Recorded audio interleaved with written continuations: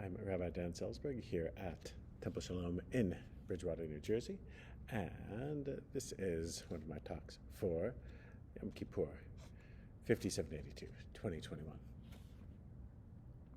Back long ago, before COVID, before I was a rabbi, before I had a wife and kids and a retirement account and a minivan and a life of obligations, before I knew the joy of such duties, I had the privilege of being a young man with few responsibilities.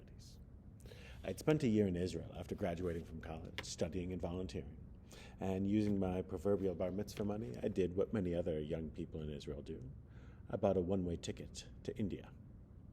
Unlike many Israelis who travel, I was not, of course, decompressing after military service. I was just going to see and to learn. And I literally had no itinerary. No language skills, no plan, no knowledge that was not contained in my Lonely Planet guidebook or the Salman Rushdie novel I read on the plane. I started in Mumbai, in Bombay, and walked the streets, even went to a bar mitzvah at B'nai Israel Community Shul there. I got on long-distance trains and rode third class for trips as long as 52 hours, so that I could talk with the incredibly high percentage of locals who were strikingly friendly and intelligent. I lived on a few dollars a day, if that, bouncing from town to town, finding semi-clean beds and eating street food. Weeks rolled by, visiting cultural and natural sites, beautiful Hindu temples and holy places. From the far south in Kerala, home to a dwindling and ancient Jewish community, north to the foothills of the Himalaya, in Rishikesh on the still clear banks of the Ganges. By the time I got there, I was just hanging out, doing yoga on rooftops, when a friend suggested that I do some volunteering. What sort, I asked. You can work in a leper colony, he said. It's better than visiting another dozen holy sites. I have a phone number of a guy who can place you. We had no cell phones, no internet to research further. This was still the 20th century. I made the call, decided it was legit, and set off to put in my time in a leper colony. The strange thing is, 20-odd years later, I've never spoken of this from the Bima. For years, I had no real reason to tell a story about a communicable disease spread by droplets, a story about quarantines, social isolation, and a human tragedy compounded by human error and confirmation bias. But COVID-19 is not the only dangerous condition that ails our society and our lives. Our stubborn habits of mind, our resistance to admit error, to forgive others, to change when the evidence, ethics, and reason call for change, all threaten to undermine the structures of thoughtfulness, justice, and rahmanut, sense of compassion, that we're supposed to have. Yom Kippur is a time when we're to be honest about our strengths and limitations, and our limited abilities to overcome confirmation bias, the proclivity to seek and believe information that supports what we already believe, and dismiss inconveniently contradictory facts, led me to reflect on my brush with leprosy. Leprosy sounds biblical, and indeed it's a disease that makes a few appearances in our holy books. Many thought of leprosy as a sort of punishment, as its effects can not only be debilitating but visually apparent. Skin lesions give way over time to the deterioration of eyesight, the loss of extremities, fingers, toes, soft parts like earlobes and the tip of the nose. It's truly horrible and transmissible and very curable. Effective treatments that stop the disease in its tracks have been available for decades and administered for free by the World Health Organization. But in rural India, where I was headed, there's a different part to the story. Don't pretend to be an expert. I'll just relate to you the situation as it was explained to me. The medical establishment was and is really ready, willing, and able to stop leprosy, or Hansen's disease as it's known, but there's a struggle. There's such a stigma to leprosy. Many of us probably squirm or scoff when the word is even mentioned, so no one wants to admit that they have it. There's a social risk. If you have this, then you're marked. And even if some Western-trained doctor tells you that you're cured and not at risk of transmitting the disease, good luck getting a marriage partner to believe some big city doctor in a white coat instead of centuries of accumulated human wisdom that says, stay away. Marriage partners for your siblings, the people your family does business with, your friends and neighbors. No one really wants to be anywhere near anyone who's been anywhere near anyone with leprosy. Once word gets out that you've got this thing, you're labeled, and to borrow a more contemporary phrase, you're canceled. Your family is canceled from village life. There's no way back. The very thing that gives life so much of its meaning and joy, close communal connections, shared space and shared practices, communal respect for common sense gathered over generations. Suddenly, what binds people together turns on them. To avoid such a fate, people don't advertise their condition by seeking out a Western-trained doctor. They often go only to local healers or religious figures, or seek herbal cures, something that they heard somewhere that might work, because the severity of communal attitudes discourage productive outcomes. But this is a disease that can only be cured with a multiple drug regimen, safe and effective, but the rail system is not the only part of Indian life left behind by the Raj. Centuries of colonialism still cast a shadow of mistrust. So, doctors trained in Western medicine aren't always trusted to have the best interests of poor villagers at heart and are not consulted promptly. By the time desperate patients reach someone who can actually offer effective treatment, the effects of the disease are apparent.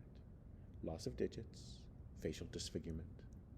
Social ostracism follows, say prohibitions from drawing water from the village well, and so villages of survivors and their families are established, where people cured of leprosy and their families live together while being ostracized by everyone else.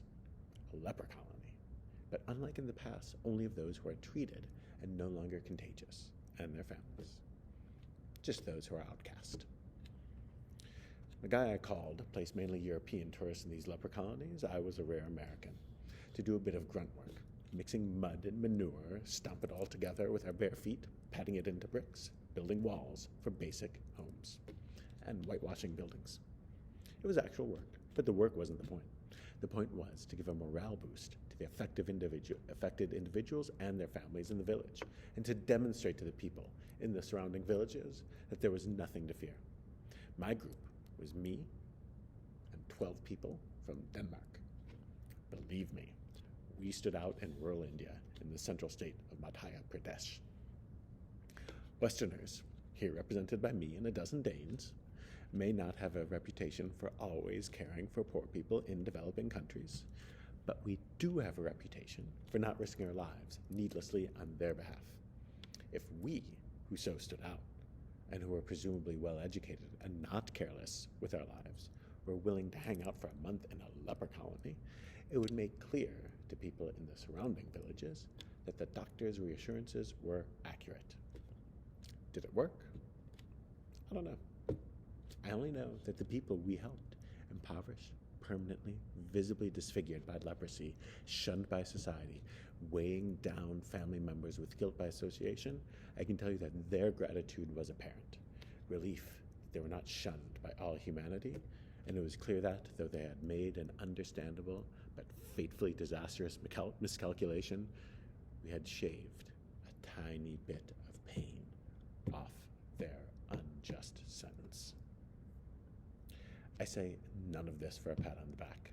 I'm somewhat skeptical of do-gooder tourism and fully realize there are great needs here in New Jersey that need our attention. We don't need to schlep around the world to do a mitzvah. I tell this story because I, like many of you, have spent a lot of time thinking about our ability to both overcome fear and confirmation bias, how to sort through information so that we can make reasonable decisions on vaccines, climate issues, and how to know what news is reliable and what's not. I fear we are more like the people I met 20 years ago, though our society is quite different. We do not admit our internal biases prevent us from assessing information well. We are late in admitting the proper way to treat a threat, and we can't overcome our fears in dealing with those who are different. The problem in the story I told is partly one of not knowing who to believe, who to trust, or how to assess information, and how to acknowledge one's own biases. I do not for a second blame people for trusting both their eyes and long experience. There's good reason to think deadly diseases are deadly. And there's good reason to think that the comparatively fabulously wealthy Westerners who are knee-deep in manure may not be great decision makers. Now, I realize that, and our reluctance to accept data that contradicts our beliefs, and our willingness to shun those we want to stigmatize, the dynamics of our society are disturbingly familiar to that of a leper colony, and the reflection demanded of us on Yom Kippur, the obligations placed on us by our ancestors who demanded thoughtful behavior, and the Jewish tradition command us to do better. There's a famous story from the Talmud, or at least famous as far as Talmudic stories go, about when the ancient sages were debating about the kashrut of an oven.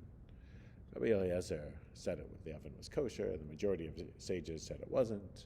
Rabbi Eliezer said, if I'm right, let the carob tree prove it. And they all looked outside the window, and a carob tree uprooted itself, moved a few yards away. Rabbi Yeshua said, carob trees don't prove your point. So Rabbi Eliezer said, if I'm right, let the river prove it. And they all looked out the window and saw the river outside reverse the direction of its flow. Rabbi Yeshua said, granted, that's impressive, but the river does not prove your point. This sort of thing went on for a while. Then a bat kol, a divine voice, came out from above, thundering, is it not obvious that I, divine voice says, side with Rabbi Eliezer? He's one who's right. And Rabbi Yeshua said, Lo b'shamayim hi. It's not in heaven. A quote from the Torah. He means that we have the Torah. It's no longer in the heavens. So that God gave us the means to settle our disputes. And so we'll settle our arguments using the ethical and logical tools that we have here on earth. So flying trees and magic rivers are all very impressive, but disputes are settled through evidence, ethics, and reason.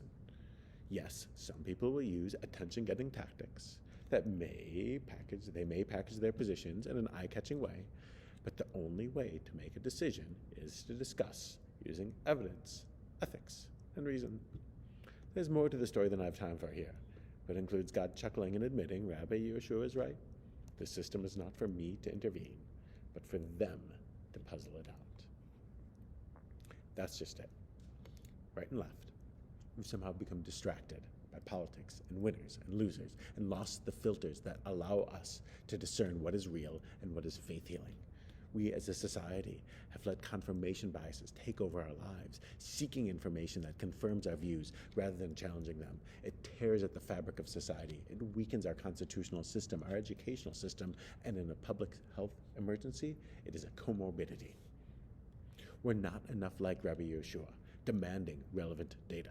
We're too much like those who I saw suffering in India, who had understandable reasons for seeking familiar cures, but understandable reasons are not identical with how we are to operate in the world. We need more. Critical thinking is the key. Evidence, ethics, and reason, coupled with a deep sense of humanity, of understanding that there are those who are different from you or me. And the grim end of the story is that Rabbi Yeshua and his colleagues overplay their hand, excommunicating Rabbi Eliezer with detrimental and deadly effects. Our moment calls for us to act with the thoughtful rigor of Rabbi Yeshua, without the cruelty to the other. No one should end up in an undeserved leper colony. Recognize that you are not God. I am not God. We can be wrong. Together, we admit our limitations. We confess our missteps. We open ourselves to a new way of being. This is Yom Kippur. It is not too late. We need not consign ourselves to unnecessary disease. We do not cast out those who are different simply because we can't assimilate data that contradicts a gut feeling. We're the inheritors of a great and good ethical and intellectual tradition, and we dishonor those who entrusted it with us if we fail to repent of our stubbornness, of our biases, our unexamined assumptions. There's a world of difference between an ancient story of debating rabbis with enviable powers, impoverished rural peasants in an Indian leper colony, and Americans living in one of the wealthiest and most secure nations the world has ever known. Aside from the ability to zap a carob tree around, we are the ones in the most enviable position. But we have to learn something from the others. when to rely on time-tested social customs and when to break from them, when our habits of mind are helping us and when they're getting in the way. None of us are immune from bad decision-making or from good decision-making followed by cruel behavior to those we disagree with. The people I spent time with in India were deeply, deeply appreciative, giving us gifts from the meager store of what they had, showering us with blessings. Human connections can transform so much. Ma'avirin et roa gezerah, as the Mahzor says. They can transform the harshness of the decree. But we have to use our heads and our hearts to do it. Our gut instincts and scrolling thumbs won't be enough. The message of Yom Kippur is that it is not too late. The kind of human interactions that create lives of meaning are in the best sense contagious, spread in our memories, in our actions, and in the very air we breathe. May you and your loved ones be inscribed for a year of health and understanding, of thoughtfulness, of mercy, and Rahmanut of mercy. And may we all be sealed for a life of health, fulfillment, and wisdom. Good night.